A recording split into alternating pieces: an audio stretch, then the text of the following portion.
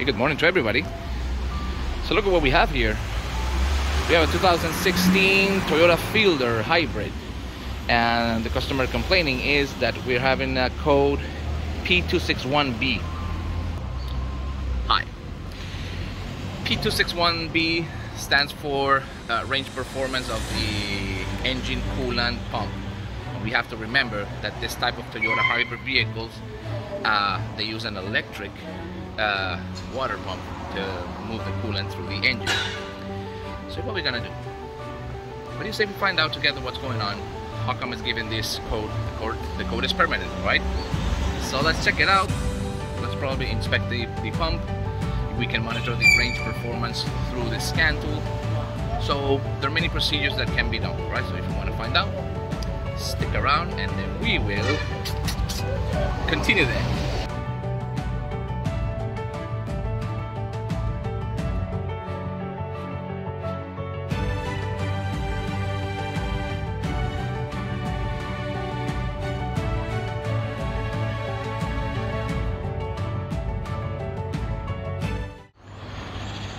Okay, obviously the first step we're gonna do is, give me a second.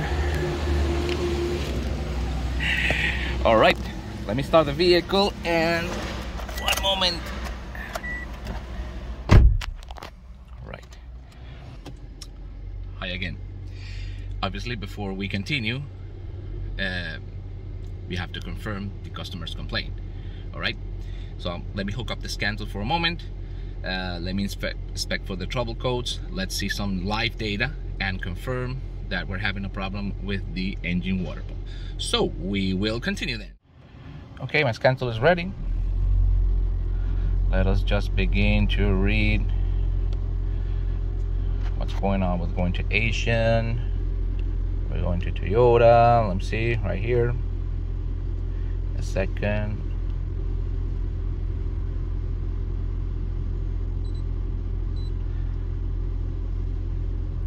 Alright, set area. You have to remember that we are here in the Caribbean. The Caribbean, most of these vehicles coming directly from Japan. Alright, so let's give it a little time. Alright, Japan Corolla Axio, high voltage Fielder, high voltage. Well, sorry, not high voltage, it's hybrid vehicle. It's a 2015.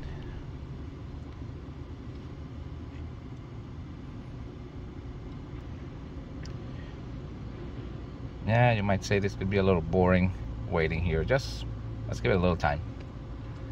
All right, let's do a health report. Don't confuse this vehicle. This is not the same Fielder that we were working on the last episode. Although they are the same color, but it's not the same. So that usually happens over here. Many vehicles coming, and of course they're the same color, exactly shape, but they're not the same. This one came yesterday to change the high voltage battery, which we did already, right? That was obviously there's no need to do a video about this. But when I'm finding out that it's having a permanent code, I wanted to inspect it and check it over with you guys. Okay, so let me continue. Let's finish the health report and I'll share with you right now. Give me a second. Okay, P261B engine coolant pump B performance. Okay, it's in current, which it's giving me something to be aware of. Okay, the hybrid control, engine failure to start. It's not in current. Let me see. Well, engine start with no problem. Okay, air conditioning, lost communication with high voltage EV ECU, main body lost communication with ECN. Got a bunch of codes, but everybody here is history. So what I'm gonna do is I'm gonna clear the diagnostic trouble codes and let's find out my current codes.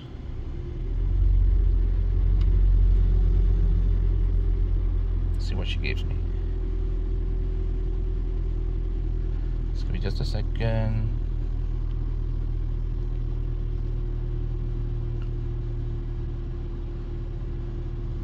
Alright, clearly, but the engine check light came again. Let's read the code. Okay, So we're definitely having a code, a permanent code over here. So it doesn't matter if I clear it or not. So let's go to live data. In a second. I want to look for the coolant pump. Electric water pump speed, target speed. Okay, let's see if it shows me the duty. This speed, I don't want this speed. No. Fuel pump status. Let's just go with these two data first. Electric water pump speed and target speed. Let's see what she shows me. All right. So electric water pump speed. This is the live data and target. However, the engine is not running. Let me just force it by just accelerating. Let's see if she's showing me any target. Huh? You're showing me nothing. Oh, okay, here we are. So electric water pump target speed, which is exactly what the computer expects for the electric water pump to spin. However, let's look again. Target speed, but the actual electric water pump speed is nothing. Okay, that is giving me one very sign that the computer, obviously it's commanding the water pump. However, the water pump has a signal and a power cable. But for experience working with this vehicle, I'm just gonna check out the water pump directly, because usually this vehicle only has about 153,000 kilometers. Engine seems in very good shape. It doesn't, I inspected already. I'm not seeing any crash, nothing on the cables. So what I'm gonna do is I'm going to directly inspect the water pump, because for experience I might know what's going on over here, but I want to find out together with you guys. Okay, so we will continue. Let me take out the pump and I will show you what's going on. Okay, so to take out the water pump in this vehicle, as you can see it right there, that is the engine water pump. It's not so difficult to reach out. I'm just gonna have to take out this the air filter housing, and I'm pretty sure that should be it. Okay, just give me a few minutes. Let me take it out and we will continue. All right, I just clear up the space and unplug the water pump to see it only has 2 pins, all right, for power, and 2 pins for signal and readings. Okay, I actually am not seeing anything wrong with the cable, the wiring, because as I said, we're just doing a visual inspection and so far nothing. But the thing is, following the data that I'm seeing in the scan tool, which is telling me that I have a target, works every time engine starts and every time engine stops, but the actual speed of the pump is 0. Obviously there's a reading, there is a relationship between those 2 signals that the computer once detects something is wrong, like for example requesting the water pump to work, and the speed is actually 0. You will have a trouble code, yes or yes. Okay, so what I'm gonna do is I'm gonna take it out. Let's inspect. All right, give me a second. All right, by just extracting these 4 12mm bolts, everything can be done from here from the top. Right, it's not a big deal. All right, the coolant pump is ready to go out. Okay, apparently, let me see, I seen the propeller there. All right, give me a second. I'm sorry, it's not 4 bolts, it's 5 actually, but because 1 just felt right, as you can see it in that little hole. Let me just grab it right away. My bad. So this is the engine coolant pump. It's an electric pump, which I consider very efficient, very nice. We have 2 connectors for the signal and reading, and the other one for power. Let's put it on the table and let's see what the heck happened to this pump, because as I said, for experience, this is a common issue happening to this vehicle. Okay, let me just put it on the table. let's inspect and I will show you what's going on. All right, we will continue then. Okay, so we're here in the lab and I am going to share with you this very important topic about the electric water pumps from some hybrid vehicles. Now, for experience, as we can see, Toyota IC. However, this same brand manufactures the water pumps, for example, for some Nissan hybrid vehicles or Honda hybrid vehicles. We have over here, for example, lots of Civics, the Bellow, which is the HRV hybrid, and the X-Trail hybrid, for example, which is Nissan. They're all manufactured by this same brand, which is IC, which is a great brand. But the thing is, some of those vehicles over time, they're having this same code, okay? And I'm gonna share with you guys, what is it that happened to the pump and why? Okay, so we will continue. Okay, so here what we're gonna do. This is the water pump unit, as I said, signal and power. It has a rubber seal, which of course is in great condition. I think this water pump for the 1NZ FXE engine, that, remember, this applies Toyota Prius C, Toyota Prius, the Aqua, the Fielder, Sienta, many Toyota, the Yaris, the Vitz, it applies. But I already know what the problem is coming because I'm trying to spin the propeller. It spins, of course, but it's hard. So I'm gonna take it out to see what's going on and share it with you guys, okay? Let me continue. We have over here, let's see, we have this rubber.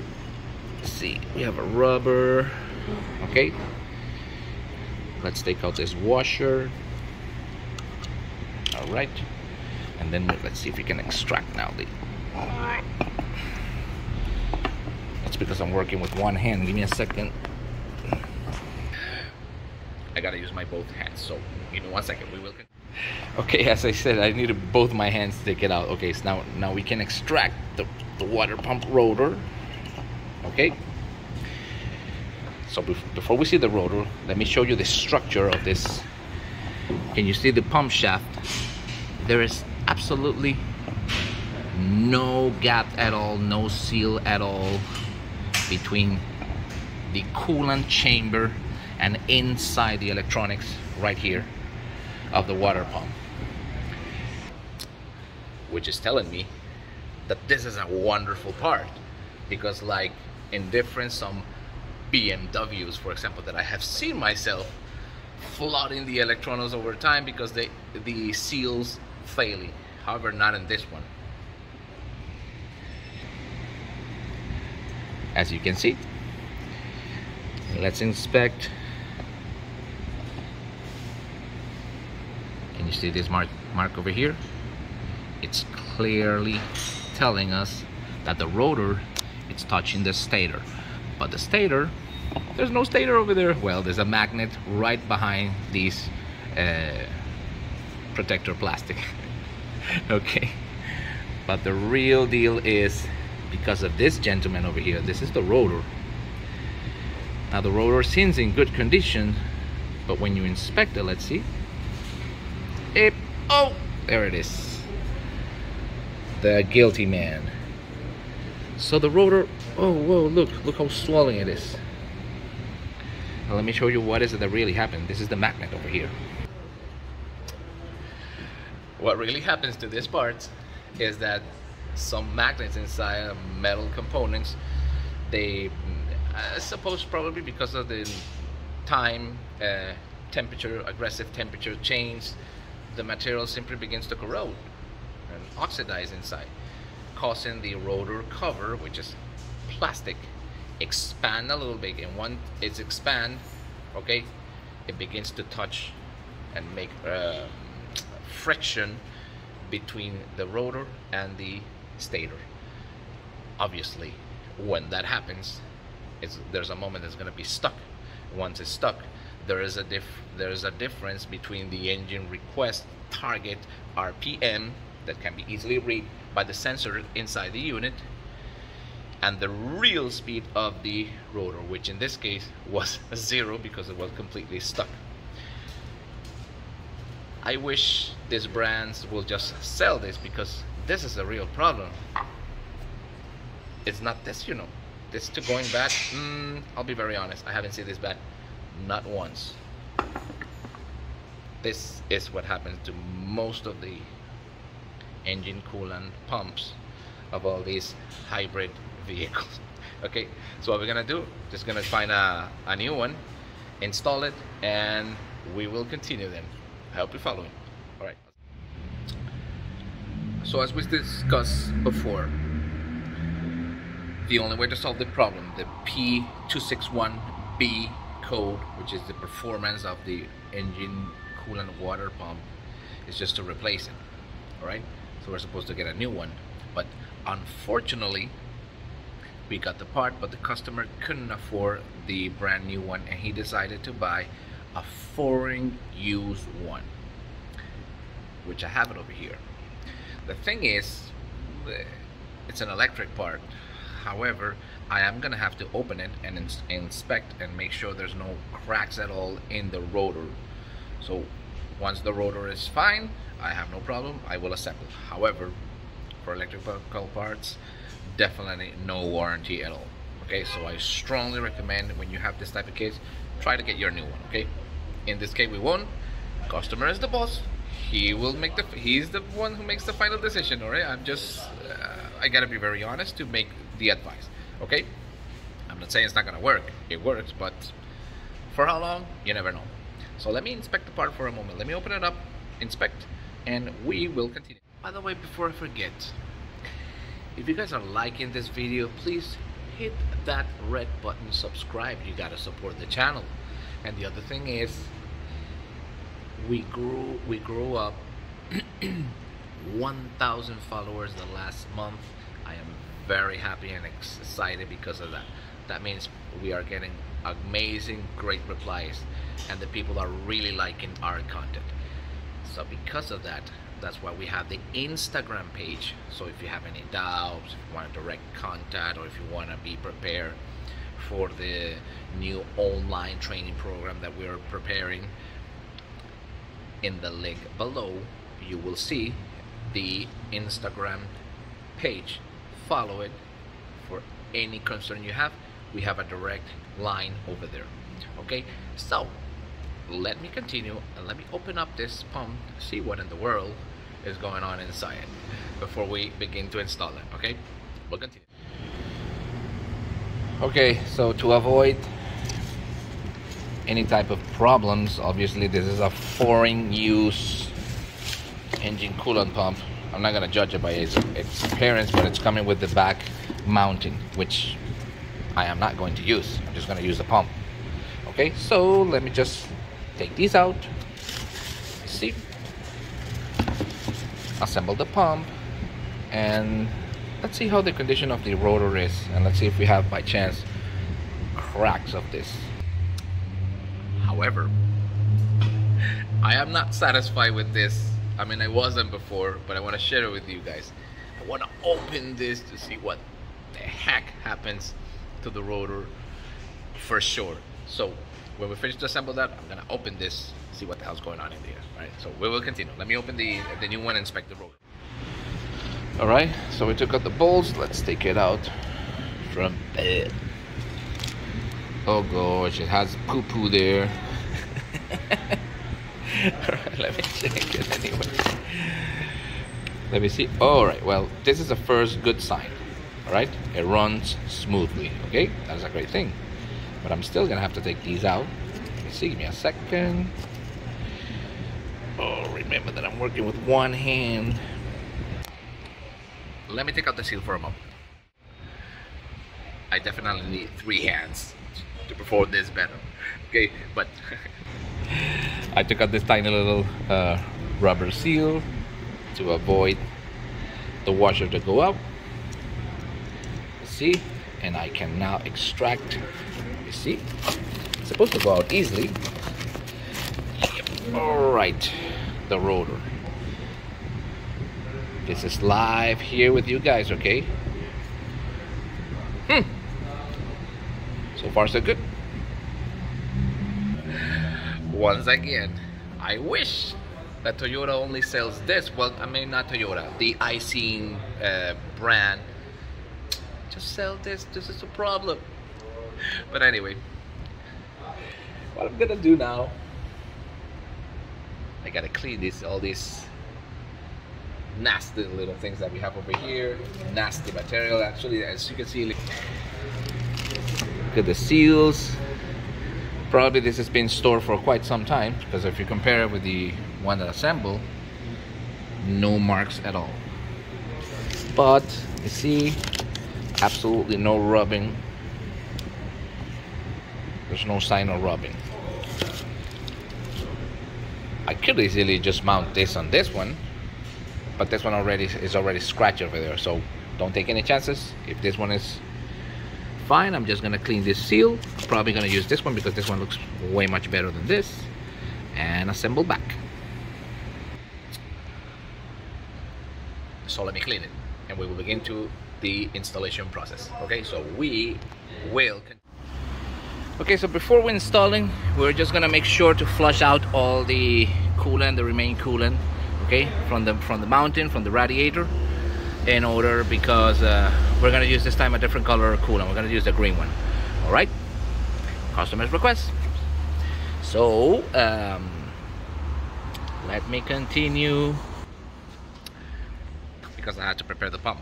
But however, the pump is fine. Let me just show you. Okay, I just cleaned the pump, looking nice and sweet, no marks at all. Let's inspect the rotor together. There's no sign of any cracks or nothing. But before I install it, I'm gonna put a tiny little grease just to lubricate this. Okay? Doesn't have any bearings of nothing. It just go there, and it's supposed to be lubricated by the coolant itself. So that's the reason. Don't use waters on these engines, right? So let me get some little lubricant, begin to assemble this, prepare the engine to flush out all the remaining old coolant, and install this water pump. So we will continue. Okay, so as you can see, just a tiny little grease to lubricate the shaft a little bit. You don't have to use too much, all right? It's just a little. For then we can. There she is. There she is. She spins nice and smooth. So I can put the retainer washer and the rubber. It's actually a rubber clip. This is the one who does. Actually, it won't move anywhere because it's a magnet. So smooth as it gets. I'm also gonna have to lubricate a little bit the seal. You see, well, it doesn't have to be that much. All right, see, remember the seal only goes, the rubber seal only goes in one single position. Oh, my bad. You see my point. Okay, this pump is ready to assemble. Let's now clean the compartment, flush out, and we will continue. Okay, so let's well lubricate it, well clean. Let's go in right now, very carefully. It'll come in. Let's see, here we go. There it is. Oh, in a second. We're working with one hand. So, one moment, there it is. That's it.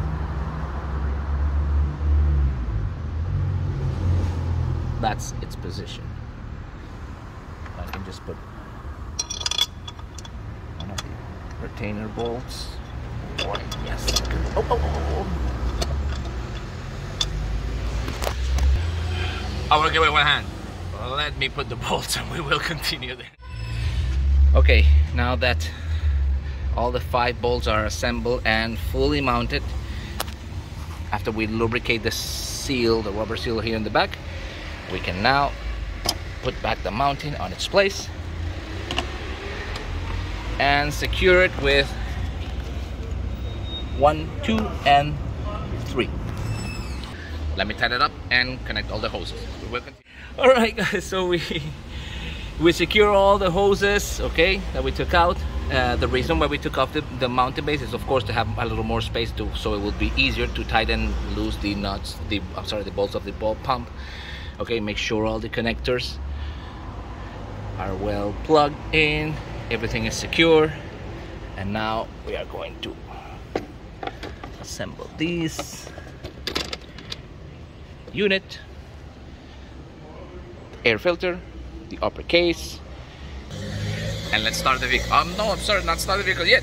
I have to top up the coolant, obviously. So we will continue then. And there we go once again. It's done. We just have to begin to fill the coolant in the reservoir and in the radiator. And we can now, of course, plug back in the 12-volt battery.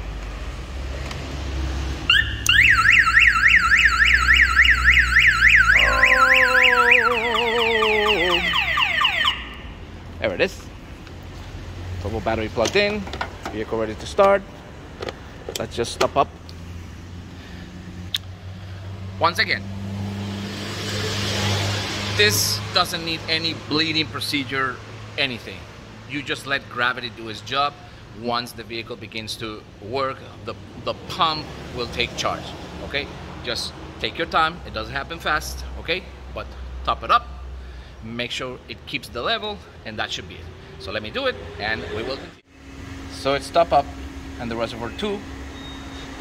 Probably when I start the vehicle it's gonna go down and we will complete, but it's the moment of truth. Let's start the vehicle. Right, yeah, just roll. Here we go, here we go. For ready mode. Thank you.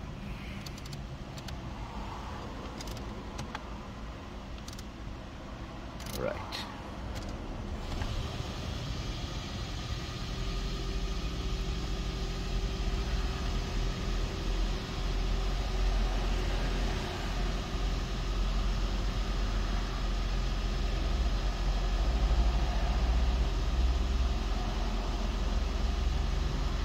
Right.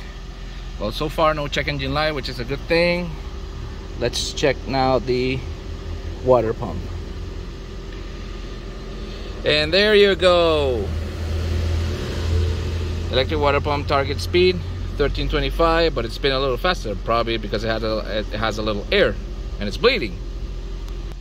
Probably, but I'm gonna have to go out. The sun is almost down. Turn on your light. Yes, turn on your lights. All right, but sorry, it was the car speaking to me. But electric water speed is right now live. No check engine light. We have live data. So let me get quickly to the front and see where the level of the coolant is going. Let me see. Oh, yes, it went down. Okay. Just stop it up. Sorry the mess. You have to remember that I'm working with one single hand.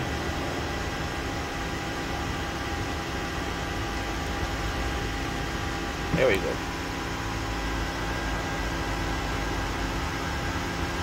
I'm gonna leave you open for a bit. And as I said, I'm just letting gravity do its job. So let me check the scan tool again. Well, obviously the engine is not working at the moment because it's in hybrid mode. But we got a reading, and once again, let me see. No check engine light. Okay. So I hope you guys like this tutorial. This is just a basic tutorial about the engine water pumps in some hybrid vehicle. As I said, applies to Nissan, Honda, Toyota. Every single vehicle that applies this brand I've seen. That is a very look at my hands are a mess. But anyway, you gotta do what you gotta do. These water pumps they go bad because the material for some reason swells because it gets corroded inside. So we could say this is a fix. The level is good, everything is fine, no check engine light, it's fine. But remember what I told you, we have a bonus stage. I want to see what the heck is inside that rotor, and I'm going to show it to you, okay? So we will continue. We're almost done. So we're just testing the vehicle in this beautiful Caribbean roads. Well, you have to remember, here in the Caribbean, we drive on the left side of the road, as well as some countries in Asia, UK. It's a sunny day, wonderful. Who wants to go to the beach? Yeah, me. Tomorrow, for sure. Okay, so I've been driving the vehicle for some time already. Okay, probably 15 to 20 minutes, enough for the battery gets a normal temperature, the vehicle gets the temperature, and we're just heading back to the shop to make sure everything's okay. But very nice, and the readings in the scan tool are good numbers, and the best thing, no codes at all. So we just have one more thing to do, open up the rotor and see what the heck is going on, why those rotors are swelling and rusting inside. Okay, once again guys, don't worry, it's done, it's almost done. We'll continue this. Alright, we just finished to drive the vehicle. It's in operating temperature. Remember, because we assembled a high voltage battery, we are checking, so we're load testing. So let's see how it does. That is good.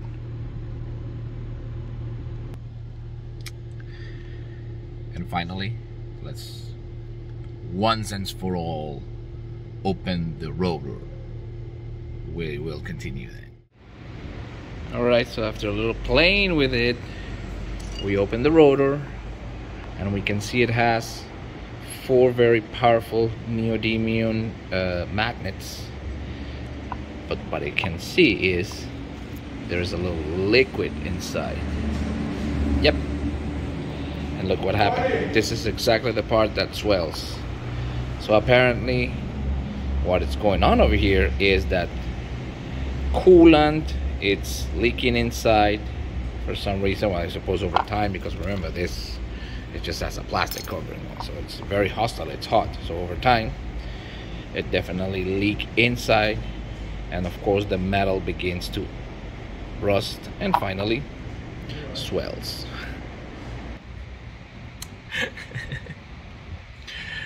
Hybrid Solution Diagnostic is a channel made for you, so hit that button, like and subscribe guys, support the channel. We have a lot of more content to share with you guys.